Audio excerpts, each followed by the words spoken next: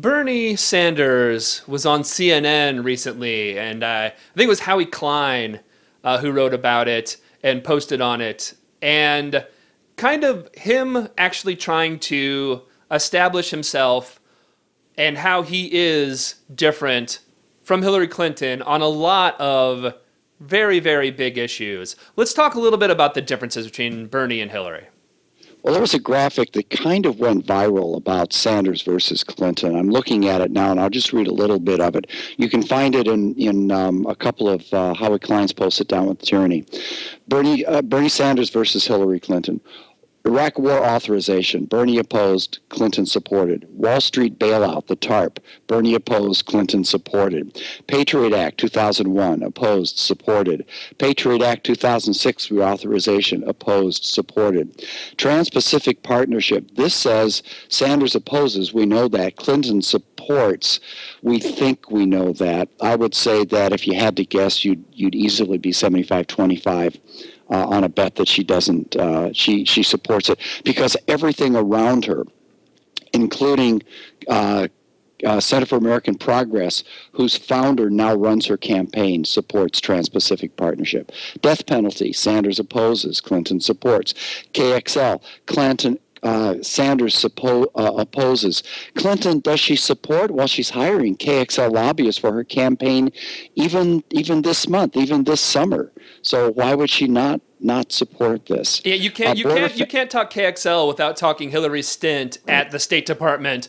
All the shady deals that went on at the State Department when it comes to the initial permits for KXL.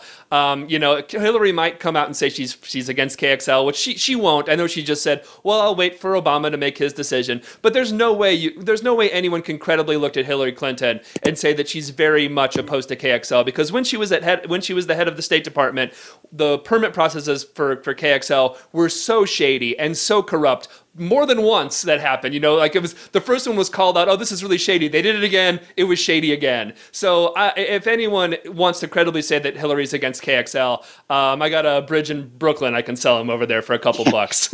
I love that you're such a policy geek, man. Yeah. That's exactly right. You didn't go specific, but I know you can. They used a Trans-Canada pipeline consultant. Yep. TransCanada, what was the name? TransCanada. Yeah. Pipeline consultant to write the environmental statement report, the initial one that said, oh, the environment's cool with that. Exactly. We know that because I talked to my friends at TransCanada, and they said, sure, we can say yes to that. So, this is a corrupt process. The defense to that is, well, she's doing what her boss, Bill Clinton. She's doing what her boss, Barack Obama, said to do. But no, I don't think so. There's too many other indications that she's in favor of that. Yeah, I mean, if for some reason she did not have other connections to dirty energy, if the ties to dirty energy weren't so obvious, maybe you could give her a pass on it, just because the fact is, like, you should blame Obama for what happens at State Department as well. But I'm sorry, her ties to dirty energy are very, very exist. So, I'm sorry, you can't give her a pass on KXL, just considering the company she keeps when it comes to dirty energy. And that leads to the big one. And by the big one, I mean the really big one, the one that will turn your grandchildren into hunter-gatherers if it goes too far. We are looking at the collapse down the road, the collapse of modern human civilization, because we have burned our way into a climate that is unfriendly to human habitation. Not impossible, but unfriendly. So that somewhere between 2030 and maybe 2050 or 2060, it's going to be really, really obvious that we have exited that 10,000-year period when the climate was just right for us. And now we're going to have to live in a different climate. And not one that's too cold, like the ice ages, one that's too warm, which will be something we've never experienced as a species before. How do we get there? We get there by continuing to burn fossil fuels. Who is a friend of fossil fuels? Hillary Clinton. What do you think? This is something we actually talked about in Barack Obama's re-election, but now it even makes even more sense in primary season. What is the role of progressives in primaries, specifically the presidential primary? What is the most important thing progressives can do right now? Support Sanders in the primary.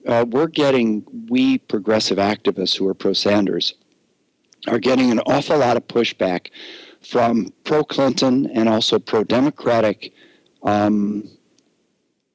I'd say activist people who are engaged, to say you don't want to tear down Clinton because Clinton's going to be the nominee. That's a foregone conclusion, and you don't want to lose to Trump, or you don't want to lose to Bush.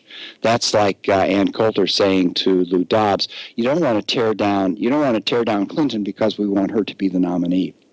Well, no. Vote the person you want to support. If you want Hillary Clinton to be the nominee, then vote for her in the primary.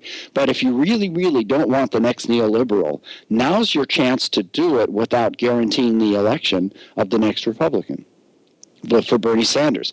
Give money to him and volunteer for him and support him verbally, so that when people are having these discussions like you and I are having, you come down on the Sanders side. I mean, it makes just perfect sense. This is our opportunity. It's right here.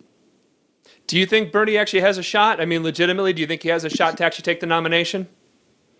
Yeah. Oh, absolutely. Absolutely. If he's not sabotaged, yes, he has a shot to take the nomination. And if he gets the nomination, he has the best shot. I think Coulter's right to take the presidency. I actually agree with that. And a lot of Clinton supporters will be like, oh, no, Bernie could never win the national election. I don't buy that in any way, shape, or form. Again, just kind of looking at the landscape of American politics, where it really does kind of boil down to the couple of swing states that get to decide our election. You know, I'm pretty much thinking that most of the states are going to go the way they go. Like, if Bernie Sanders is the nominee, is he going to lose Illinois or California or New York? No, he's not going to lose any of those states. It really boils down to these couple states. Who has a better chance in a state like Florida or Ohio?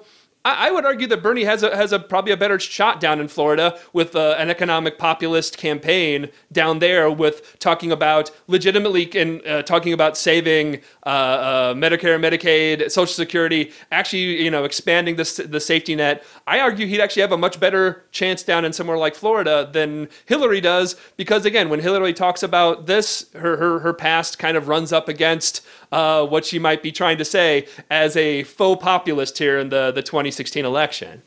You know, that's a good point, looking at the swing states. The argument that I've had with very sincere, well-meaning, and perhaps right people who are Clinton supporters say that she will bring out the Democratic vote stronger than Sanders will in situations like that. That may be correct. The argument that I've countered with is that Clinton will also bring out the strong anti-Clinton Republican vote, and Republicans will force that vote out, so that may be an offsetting effect. In addition, Sanders may bring out an awful lot of Tea Partiers who would frankly vote for Elizabeth Warren. We've already seen some polls on that Tea Partiers hold people like Elizabeth Warren rather favorably because of her anti-big bank status and stands. So is it possible that Bernie would actually swing more Republicans his way? I think that's entirely possible. You look at a state like Florida, and in specific, let's look at the Alan Grayson campaign. Alan Grayson may do very, very well statewide in Florida as a strong progressive candidate against a corrupt Republican and, frankly, a fairly corrupt Democratic Party machine down there as well. Well, if Grayson can do well in Florida, Sanders can do very well in Florida. So there you go. Yeah, and also the argument that I don't know that necessarily, and this goes in, and it appears that the Democratic base has these worries too. Is the Democratic establishment, the people who run the Democratic Party, have these? Is Hillary someone that the base is actually going to be excited for? And obviously, when it comes down to Hillary versus Trump, a lot, people will come out to vote. Presidential years always are higher, but you want people to be legitimately excited and legitimately wanting to vote for a candidate instead of against a potential horrible right-wing candidate. There's a major difference between holding your nose and voting and really wanting to vote for someone. And does Hillary have that effect on the base? Well, I guess we don't entirely know who would excite the base more, Hillary or Bernie Sanders. Well, the Hillary campaign is just in its infancy.